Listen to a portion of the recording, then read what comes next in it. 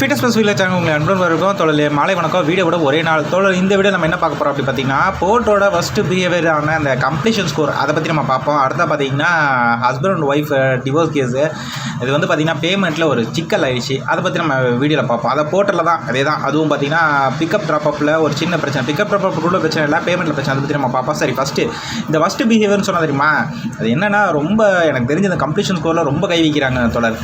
உண்மையிலே சொல்ல இப்போ ரொம்ப கண்டிஷன் போடுறாங்க. ஆக்சுவலாக பார்த்தீங்கன்னா கம்ப்ளீஷன் ஸ்கோருன்றதே ஒரு கண்டிஷன் தான். அந்த கண்டிஷனுக்கே இன்னும் கண்டிஷன் போடுறாங்க.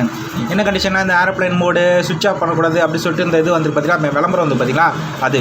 சரி, அதனால் உனக்கு என்னப்பா பிரச்சனையாச்சு அப்படி கேட்டிங்கன்னா, உண்மையிலே எனக்கு பிரச்சனையாச்சு. ஆக்சுவலாக நான் வந்து தப்பு பண்ணேன்.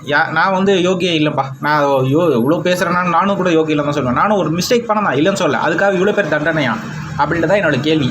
நான் என்ன மிஸ்டேக் பண்ணேன் ஏதுன்றதை தெளிவாக சொல்கிறேன். புதன்கிழமை அன்றைக்கி இது வந்து பார்த்திங்கன்னா வெள்ளிக்கிழமை ஒர்க் பண்ணது. இப்போ நான் வெள்ளிக்கிழமை ஒர்க் பண்ணுறேன். நான் கம்ப்ளீஷன் ஸ்கோர் காட்டுறேன், நான் இப்போ சொல்லும்போது சொல்கிறேன். இது வந்து பார்த்திங்கன்னா புதன்கிழமை நான் ஜாப் நடுவில் பண்ணிகிட்டு இருக்கும்போது பார்த்திங்கன்னா ஒரு பிக்கப் வந்து அனகாபத்தூரில் பிக்கப்பு, ட்ராப் வந்து பார்த்திங்கன்னா நேராக ரேடியோ மார்க்கெட்டில் ட்ராப்பு, ரிஜி ஸ்ட்ரீட் இருக்குல்ல அங்கே தான் ட்ராப்பு.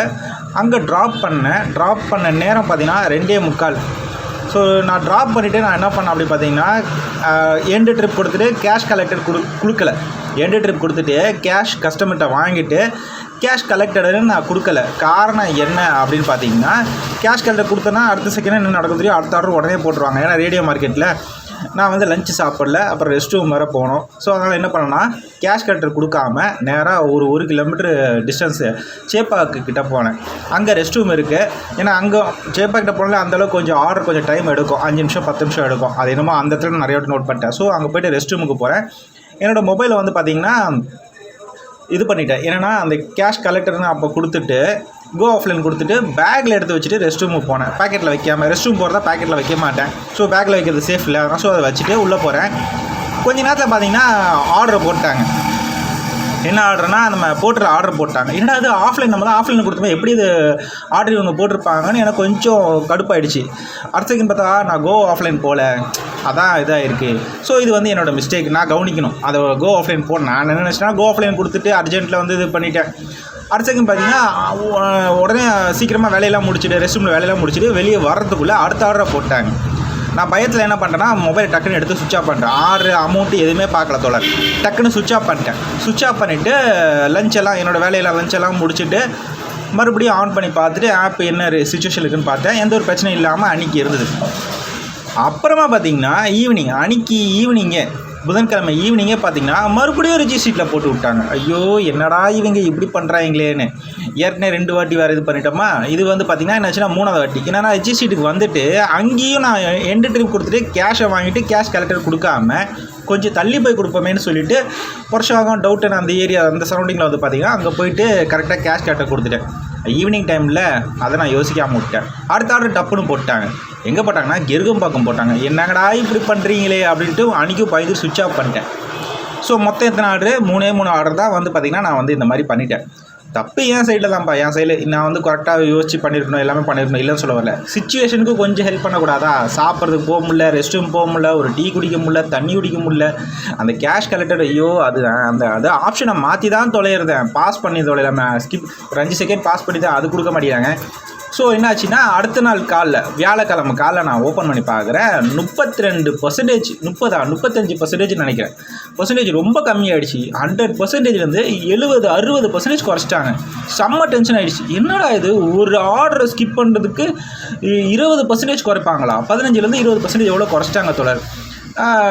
நான் சுவிட்ச் ஆஃப் பண்ணால் அது ஆர்டர் ஏதோ ஆயிருக்கும்னு நினைக்கிறேன். அது ஸ்கிப்பில் போயிருக்கா இல்லை கேன்சலேஷன் ஆச்சா அதெல்லாம் தெரில. ஆனால் கிட்டத்தட்ட 60-65% குறைச்சிட்டாங்க. செம்ம டென்ஷன் ஆகிடுச்சு. சரி, வெறித்தரமாக வேலை செய்யணும்னு சொல்லிட்டு வியாழக்கிழமையும் இன்றைக்கும் பார்த்திங்கன்னா ஃபுல்லாக நான் வந்து கிட்டத்தட்ட ஒரு 20 ஆர்டர் கிட்ட பண்ணிட்டேன். ஆனால் கரெக்டாக கேட்டுவாங்க, 20 ஆர்டர் கிட்ட பண்ணிட்டேன் நேற்றும் இன்றைக்கும் சேர்த்து. இப்போ மணி பார்த்திங்கன்னா 4:30 மணி மேலே ஆகுது. ரயில்வே ஸ்டேஷன் இது வந்து இன்னமும் ஆர்டர் போயிட்டுருக்கேன். கிட்டத்தட்ட மொத்தம் 20 ஆர்டர் பண்ணிட்டேன். ஆனால் எவ்வளோ பர்சன்டேஜ் ஏறணும், இவ்வளோ தான் ஏறி இருக்குது. சரிங்க, 35%ன்னு வச்சுக்கோங்க. நான் முன்ன பின்ன சொல்கிறேன்ல, 30-35 சொல்கிறேனே தவிர 35 வச்சுக்கோங்க. 10% தான் ஏற்றிருக்காங்க. அதாவது 10 ஆர்டர் பண்ணதுக்கு 5% தான் இன்க்ரீஸ் பண்ணியிருக்காங்க. இதில் வந்து கேன்சலேஷன் ஒன்று ஆச்சு. அது வந்து நான் பண்ணலை, கஸ்டமரே கேன்சல் பண்ணாங்க. எதுக்கு கேன்சல் பண்ணாங்க கஸ்டமர் அப்படின்னா, ஃபோன் போட்ட உடனே சொன்னாங்க, எப்பா இந்த மாதிரி உங்கள்கிட்ட ஆக்டிவா ஹோண்டாவா இல்லை பைக்கான்னு கேட்டாங்க. இல்லை நான் பைக்கு சார்னேன். அப்போ இது செட்டே ஆகாது, இதை நானே கேன்சல் பண்ணிக்கிறேன் அப்படின்னு சொல்லிட்டு அவர் கேன்சல் பண்ணிட்டாங்க. இதே கஸ்டமர் கேன்சல் பண்ணுது, நான் கேன்சல் பண்ணேன். அதுக்காக பர்சன்டேஜை ரொம்ப கம்மி பண்ணி இது பண்ணுறாங்க. 10% தான். 2 நாளைக்கு நான் ஒரே ஒரு ஆர்டரு கேன்சலேஷன் பண்ணது, அதுவும் நான் பண்ணலை, கஸ்டமர் பண்ணாங்க. அதுக்கே பர்சன்டேஜ் பார்த்தீங்கன்னா 10% தான் கொடுத்துருக்காங்க. ஆனால் 20 ஆர்டர் பண்ணியிருக்கேன். ஆனால் 3 ஆர்டர் தான் ஸ்கிப் பண்ணேன். 60%லேருந்து 70% குறைக்கிறாங்க.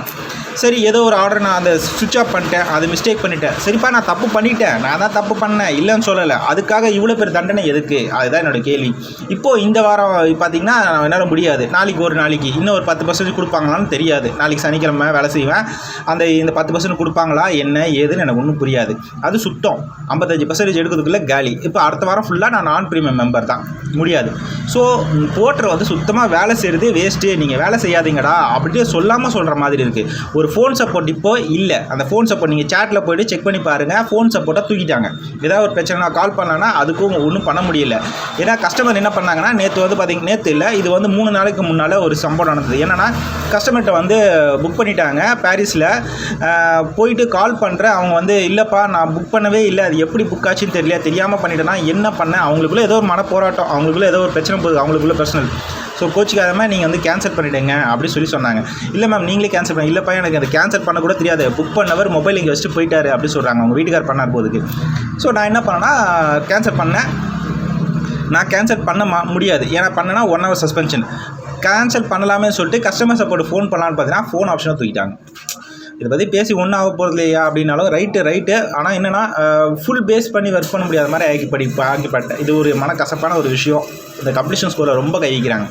சரி தோழர், இது போக இன்னொரு விஷயம் என்ன பார்த்தீங்கன்னா, இந்த பிரச்சனை வந்தால் நீங்களே ஃபேஸ் பண்ண தயாராக இருந்துக்கோங்க அப்படின்றதுக்கு தான் நான் சொல்கிறேன். ஹஸ்பண்ட் அண்ட் ஒய்ஃப் பிக்கப் வந்து பார்த்திங்கன்னா தோழர், நம்மன்ட்ட இங்கே நம்ம பொஷாகத்தில் வந்து பிக்கப்பு, ட்ராப் வந்து பார்த்திங்கன்னா அண்ணா நகர்லாம் தாண்டி. ஆனால் அதில் வந்து ஒரு விஷயம் இருக்குது. என்னென்னா, நடுவில் ஒரு இடத்துக்கு போயிட்டு போகணும். ஒரு 2 ஸ்டாப்புப்பா, நான் ரொம்ப இழுக்கிறேன்னு நினைக்கிறேன், சாரி. 3, அதாவது 2 ஸ்டாப்பு தோழர்.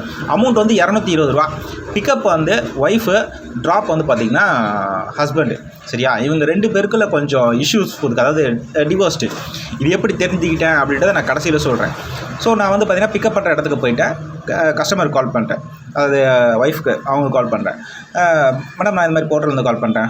சொல்லுங்கள் சார், இந்த மாதிரி இங்கே தான் அனுப்பிச்சாங்க, இந்த மாதிரி இங்கே இடத்துக்கு போகணுமா, ட்ராப்புக்கு போகணும், அண்ணா நகருக்கு ட்ராப் போகணும். அண்ணா நகர் அங்கே என்ன அப்படின்னு சொன்னேன். அவருக்கு ஹஸ்பண்டோட நேமை சொன்னேன். அவருக்கு அந்த ஆளுக்கு எதுக்கு இங்கே அனுப்பிச்சான், அவன் எதுக்கு அனுப்பிச்சான் அப்படின்னு கத்த ஆரம்பிச்சிட்டாங்க. இல்லை, அவங்களுக்கு இந்த மாதிரி எடுத்துகிட்டு போகணும்னு சொல்லிவிட்டு ஒரு கஸ்டமர் புக் பண்ணியிருக்காரு அப்படி சொன்னேன். அந்த கஸ்டமர் பேர் கேட்டாங்க, அந்த கஸ்டமர் பேரை சொன்ன உடனே ஓகே அவர் அனுப்பிச்சாரா. ஆக்சுவலாக பார்த்தீங்கன்னா அவர் வந்து வக்கீல். அவர் தான் எனக்கு கடைசியில் சொன்னார் எல்லா விஷயத்தையும். நான் சொல்கிறேன் என்னென்னா, அவங்ககிட்ட அவங்ககிட்ட மெட்டீரியலை வந்து வாங்கிட்டேன். அது லொக்கேஷன்ஸ் கரெக்டாக சொல்லிட்டாங்க, இந்த இடத்துக்கு வாங்க, இத்தனை அந்த மாடி அப்படின்னு வாங்கினேன். அதை போய் வாங்கிட்டு பேமெண்ட் கேட்டேன். பேமெண்ட்டில் எனக்கு தெரியாது, எனக்கு இந்த பொருள் கொடுக்குறதே எனக்கு விருப்பம் இல்லை பேமெண்ட் அவர் கொடுக்கணுமா அப்படின்னு சொல்லிட்டு பேமெண்ட்டில் நான் கிடையாது, அவர்கிட்ட வாங்கிக்கோங்க, ட்ராப் பண்ணுறீங்களா அவர்கிட்ட வாங்கிக்கோங்கட்டாங்க. அவங்களுக்குள்ளே சண்டை இல்லை. ஸோ அதை வாங்கிட்டு நேராக பார்த்திங்கன்னா நான் ட்ராப் இடத்துக்கு போயிட்டேன். நடுவில் ஒரு ஸ்டாப் இருந்துச்சு, அந்த ஸ்டாப்பில் ஒன்று வாங்கிட்டு போகணுன்னு சொன்னார் கஸ்டமர். அதை வாங்கிட்டு 3வது ஸ்டாப்பில் வந்து பார்த்திங்கன்னா ட்ராப்புக்கு போகிறேன். அங்கே ஹஸ்பண்டு அவர்கிட்ட போயிட்டு, சார் இந்த மாதிரி நான் போர்ட்டலேருந்து கால் பண்ணேன். சொல்லுங்கள் சார், என்ன விஷயம். ஃபஸ்ட்டு மரியாதை தான் பேசியிருந்தார் அவரும். சார் இந்த மாதிரி இங்கேருந்து வரேன், பொஷாகத்துலேருந்து வரேன் அப்படின்னு. உடனே அவங்கள பொஷாகத்தில் இருந்தா அதே மாதிரி தான் சேம் பிளட் செகண்ட் பிளட் வந்துச்சு. நான் கேட்டேன், இந்த மாதிரி சொன்னேன் நான், இந்த மாதிரி இன்னார் அனுப்பிச்சாங்க, இந்த மேடம் வந்து மெட்டீரியல் இது கொடுத்துருக்காங்க, பார்சல் உங்களுக்கு கொடுத்துருக்காங்க அப்படின்னு சொன்னேன். உடனே அவள் எதுக்கு இங்கே அனுப்புகிறாங்க, எப்படி அனுப்பலாம் அப்படி இப்படின்னு அவரும் பிடிச்சி கதை. சார் ஒரே நிமிஷம் சார். அப்புறம் நடுவில் வந்து இந்த புக் பண்ண கஸ்டமர் இருக்கார்ல, அவர் அட்வொகேட்டு, அவர் பேரை சொன்னேன். ஓகே சரி நீங்கள் எங்கே இருக்கீங்க சார் அப்படின்னாரு. ஃபஸ்ட்டு மரியாதை பேசினார். நடுவில் அவன் எப்படி அனுப்பிச்சா, நீ ஏன் வேணும் என்ன வேணும்னு கண்ணாமல் கற்று அனுப்பிச்சிட்டாரு. அப்புறம் பார்த்தீங்கன்னா இங்கே வாங்க பாட்டார். போய் மெட்டீரியல் கொடுத்துட்டு சார் இந்த மாதிரி எல்லா மெட்டீரியல் லொக்கேஷன் போய்ட்டு பொருள்லாம் கொடுத்துட்டேன் தோழர். கொடுத்துட்டு என்ன பண்ணேன் அப்படி பார்த்தீங்கன்னா, இந்த மாதிரி பேமெண்ட்டு கேட்டேன். பேமெண்ட்லாம் நான் கொடுக்க மாட்டேன், இந்த மெட்டீரியல் அவன் எனக்கு கீழே கூட போட்டு வந்துருக்கலாம்ல, நீங்கள் இப்போ வர கீழே போட்டுக்கலாம்ல, இந்த பேமெண்ட்லாம் எனக்கு தெரியாது, எனக்கும் தெரியாது, அவகிட்டே போய் கேட்டுவாங்க அப்படின்னு இவங்க கத்தாமிச்சார். ஐயோ என்னடா இது இப்படி ஒரு சிக்கலை மாட்டி விட்டாங்களேன்னு எனக்கு கொஞ்சம் குழப்பமாக இருந்தது. உடனே நான் என்ன பண்ணேன்னா, புக் பண்ண கஸ்டமர் இருக்கார்ல அவருக்கு கால் பண்ணேன். இதோட முக்கியமான விஷயம், புக் பண்ண கஸ்டமரு அட்வொகேட்டு அவர் தான். நல்ல வேலை. ஆக்சுவலாக இந்த பிரச்சனை எதுக்கியா சொல்ல வர அப்படி பார்த்தீங்கன்னா, சம்டைம்ஸ் இந்த மாதிரி பிரச்சனை இது ஆக்சுவலாக இவர் மீடியேட்டர்னு ஒரு இருக்கிறதுனால நான் தப்பிச்சேன். இந்த புக் பண்ண கஸ்டமர் ஒருத்தருக்குனால தப்பிச்சேன். முக்கால்வாசி டைம் நான் பார்த்தீங்கன்னா பிக்கப்புக்கும் ட்ராப்புக்கும் மிஸ் அண்டர்ஸ்டாண்டிங் நிறையா இருக்கும். இவங்க ஹஸ்பண்ட் ஒய்ஃப் இது வந்து கம்பெனிலே கூட மாதிரி நடக்கும். புக் பண்ணது யாருன்னு நம்மளுக்கு தெரியாது. சில டைம் புக் பண்ண கஸ்டமர் பார்த்தீங்கன்னா பிக்கப்பே போட்டு வச்சுருப்பாங்க. அவங்களுக்குள்ள ஒரு மிஸ் அண்டர்ஸ்டாண்டிங் இருக்கும். பிக்கப்லேயும் காசு தர மாட்டாங்க, ட்ராப்லேயும் காசு தர மாட்டாங்க. நடுவில் நம்ம நந்தி மாதிரி மாட்டிட்டு முழிக்க வேண்டிய நிலமெல்லாம் வரும். கடைசியில் அட்வொகேட் அவருக்கு ஃபோன் போட்டு, சார் இந்த மாதிரி பேமெண்ட் யாரும் தர மாட்டேன்ட்டாங்க. என்னப்பா சொன்னேனேப்பா அவங்கக்கிட்ட, பிக்கப்பில் சொல்லி தானே விட்டான் அந்த மேடம் கிட்ட, கொடுத்துருங்க மேடம் அப்படின்னு. திருப்பியும் அவங்க இப்படி பண்ணியிருக்காங்களே, என்ன தேவை பண்ணுறது, சரி நான் அவங்ககிட்ட நான் பேமெண்ட் வாங்கிக்கிறேன் நீ கொடு அப்படின்னு சொல்லிட்டு கேஷ் அவர் வந்து ஜிபே பண்ணார். அவங்க அப்புறமா தான் அவர் எல்லாத்த விஷயத்தையும் சொன்னார். இல்லை அவங்க ஹஸ்பண்ட் ஒய்ஃப் டிவோர்ஸ்ட் ஆகிட்டாங்க, சில பிரச்சனை இருக்குது, இந்த மாதிரி பொருள்லாம் கொடுக்க வேண்டியதெல்லாம் இருக்குது, அதை கொடுத்து இது பண்ணாங்க அப்படி இப்படின்னு நிறையா அதுக்கப்புறம் போச்சு, பிரச்சனை போச்சு. அவர் வந்து மியூச்சுவலில் பண்ணார். அது நம்மளுக்கு தேவையில்லை, அது பர்சனல். அவர் பர்சனலை பற்றி பேசினார். ஸோ இது வந்து இவர் புக் பண்ணதுனால மீடியேட்டரும் ஒருத்தர் இருக்கிறனால நான் தப்பிச்சேன். ஆனால் இதே சில டைமில் பார்த்தீங்கன்னா பிக்கப்பை வந்து புக் பண்ணியிருப்பார், அவர் வந்து பொருளை கொடுத்து விட்ற வைப்பார். அவங்களுக்குலாம் மிஸ் அண்டர்ஸ்டாண்டிங் இருக்கும். இது மாதிரி நிறையா தகராறு வரும் தோழர். இதுக்கெல்லாம் ஃபோன் சப்போர்ட் கால் பண்ணலாம், கஸ்டமர் கேர் கால் பண்ணலன்னா எங்கே சப்போர்ட் பண்ணுறாங்க, ஒன்றும் பண்ண மாட்டேங்க. இப்போ ஃபோனே கிடையாது, நீங்கள் கால் பண்ணி பாருங்கள், ஃபோன் சப்போர்ட்டே கிடையாது. தலைவலியாக இருக்குது. இப்போ போட்டெல்லாம் ஆக்சுவலாக எனக்கு தெரிஞ்சு நான் பாசோவில் வேலை செய்யலாம். மறுபடியும் பாசோ கொஞ்சம் பரவாயில்ல தோழர்.